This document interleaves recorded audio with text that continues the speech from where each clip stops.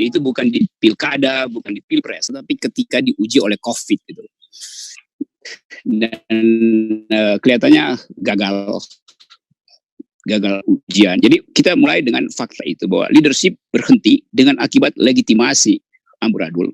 Dalam keadaan itu psikopatologi tumbuh lebih cepat daripada kebijakan ekonomi itu. Ini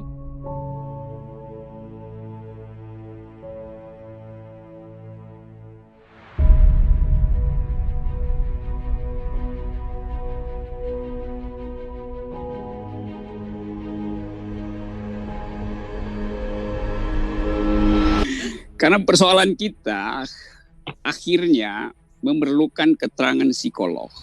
Bukan sekedar mereka yang cemas menghadapi COVID-19, tapi juga para pembuat kebijakan yang memperlihatkan perangai ugal-ugalan dalam buat kebijakan, amburadul.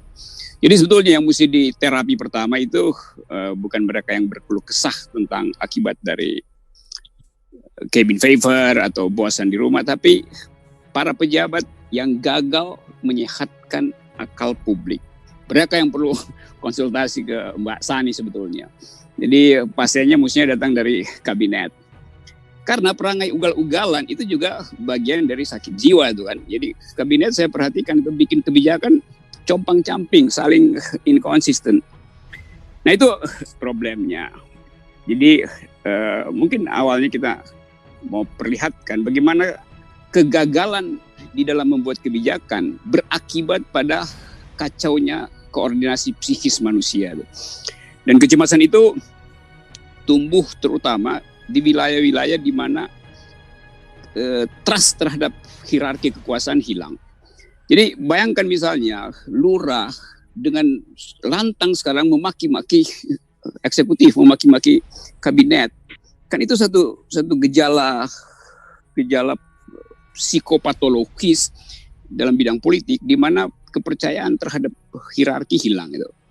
Nah ini bisa berlanjut menjadi semacam social unrest dengan ongkos psikis yang besar bagi bangsa ini. Jadi pemerintah mengkalkulasi terus biaya ekonomi dari pemulihan COVID ini tanpa memperhatikan biaya psikis yang akan berlanjut sampai mungkin 2-3 tahun ke depan, karena prediksi kita atau prediksi manusia terhadap keadaan ini membuat dia nggak bisa stabil secara emosi. Nah, instabilitas emosi itu akhirnya terlihat di dalam beberapa kasus di daerah yang sangat dramatis. Di Sulawesi Selatan misalnya, seminggu lalu ada berita seorang perempuan di bawah umur dibunuh oleh satu keluarga karena dianggap memalukan. Dia melakukan kopulasi, hubungan seksual dengan pacarnya, dan keluarga itu marah. Satu keluarga bersekutu di dalam keadaan ketegangan krisis COVID. 2 hari berselang saya baca di media massa juga di Medan, seorang residivis keluar dari penjara. Mungkin dia ingin ekspresikan dorongan seksualnya, seksual drive yang berlebihan. Dalam keadaan ketegangan dia pergi pada cari pacar lamanya, lalu memaksa persetubuhan. Pacarnya menolak, lalu dia bunuh itu. Jadi keadaan COVID ini menimbulkan krisis eksistensi. Ketidakpercayaan terhadap pemerintah menyebabkan kejengkelan masuk ke rumah tangga. Maka yang dicari adalah korban yang paling lemah. Biasanya perempuan adalah korban yang paling lemah itu. Suami yang kehilangan pekerjaan pasti marah-marah di dapur karena istrinya telah bikin kopi misalnya. Jadi saya kira tepat sekali kalau pagi ini kita bicara sedikit, mencoba mendeteksi sebetulnya suhu mental kita masih kuat apa tidak itu. Karena kadang-kala kita nggak bisa raba itu hanya dengan memperhatikan kegembiraan orang di pagi hari olahraga. Padahal sebetulnya malam hari dia pusing memikirkan apa yang bisa terjadi besok. Jadi ini soal yang teman-teman mungkin kita bisa lakukan pembicaraan sambil mencari cara bagaimana meyakinkan masyarakat bahwa ada harapan di depan. Nah, harapan itu datang tentu dari kalkulasi. Setiap orang yang mampu membuat kalkulasi, dia akan mengamankan psikologinya sendiri. Tapi kalau dia gagal bikin kalkulasi, dia akan frustrasi atau mengalami gangguan general anxiety disorder atau apa istilah psikologinya, mengalami situasi delirium, dianggap gagap dan gugup untuk bersosialisasi. Jadi saya kira kita dengar lebih dahulu. Tapi yang nggak sehat adalah kebijakan. Kan kita tadi menarik bahwa kita butuh semacam kepastian supaya the uncertainties ini cepat diatasi. Supaya si stresor itu dia dikendalikan oleh harapan.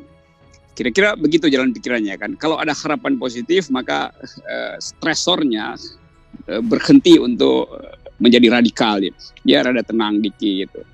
Tapi itu soalnya karena dalam keadaan konsultasi gangguan psikologi karena hal-hal privat mungkin lebih mudah ditangani. Tapi ini satu dunia mengalami kecemasan eksistensial. Jadi psikolog juga sebetulnya mengalami kecemasan, cuman karena psikolog memang ditrain untuk menyembunyikan kecemasannya, maka dia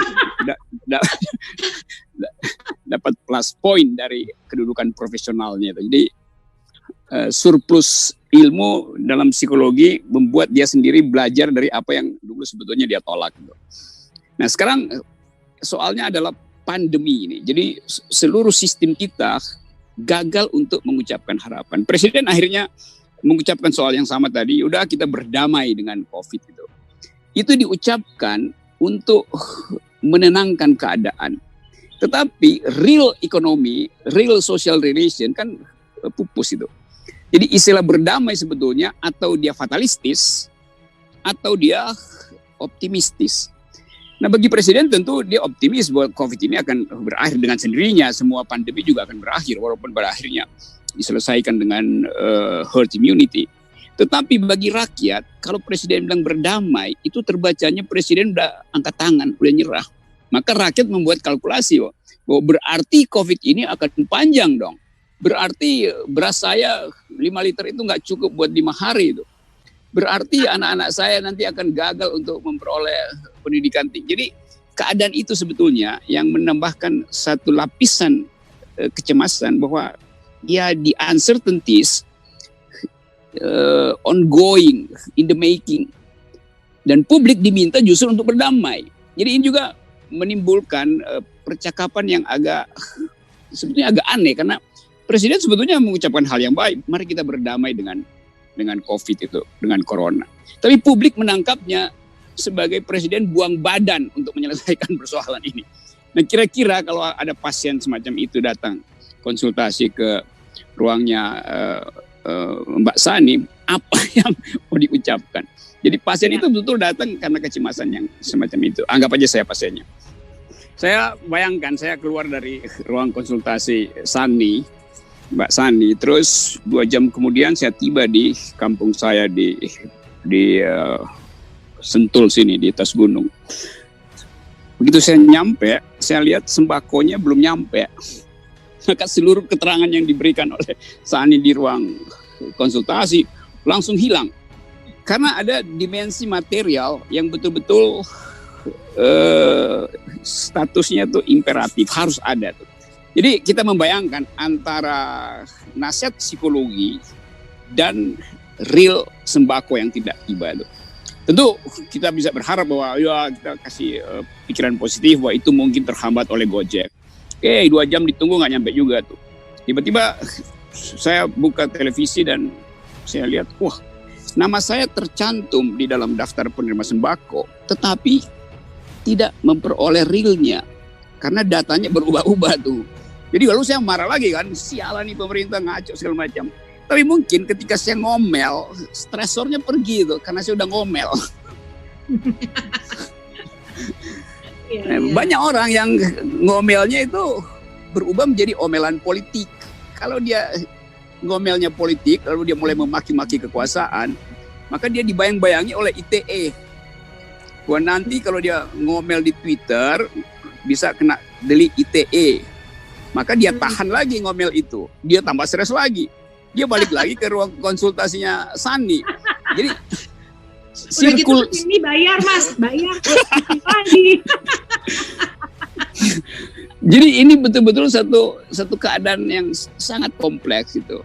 Nah sangat bagus sebetulnya kalau ada asosiasi psikolog yang ada di desa-desa, ada di tempat-tempat di mana bisa menerangkan itu. Tetapi ada batasnya tuh, dan keterangan Sani misalnya kalau dibikin video terus diputer di RT itu kan nanti orang wah ya bener kata psikolog Sani, kita mesti positive thinking, mesti naikkan energi baiknya tuh, tekan ambang marah itu berlangsung di dalam diskusi. Begitu selesai diskusi dia pulang ke rumah tetap sama, sembako tidak nyampe. Tapi oke, itu soal yang lebih sosiologi sebetulnya.